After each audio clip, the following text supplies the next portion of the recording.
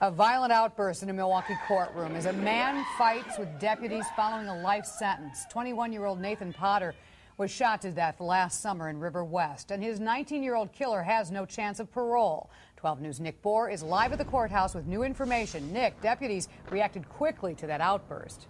Right, Kathy, almost as if they anticipated it, which they did because of the convicted killer's actions last February during his trial. 21-year-old UWM student Nathan Potter was shot to death in a robbery last July as he walked to his River West apartment after a night out. He wasn't carrying any money. Judge, there's nothing that can be said to bring back our Nathan.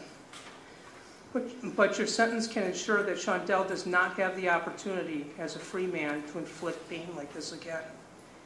Is there such thing as pure evil? We think so.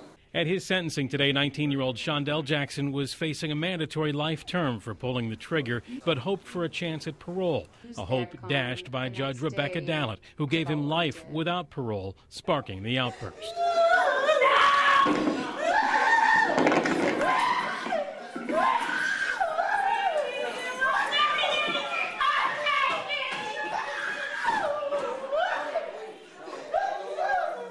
It all started when Jackson turned towards the Potter family, something deputies were watching for.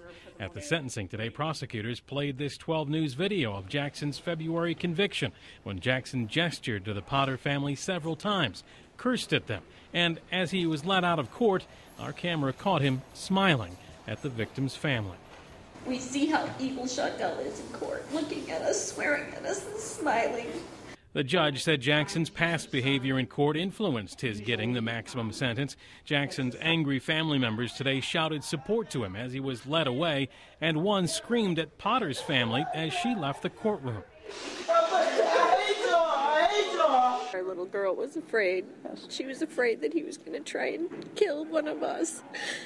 She was afraid. You know, I hope that as he spends the rest of his life in jail, that he comes to terms with it and does value human life, and that there is some redemption for him at some point.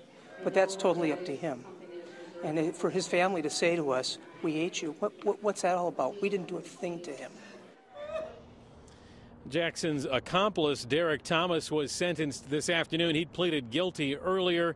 He was sentenced to 12 years in prison. Live at the courthouse, Nick Bohr, WISN 12 News.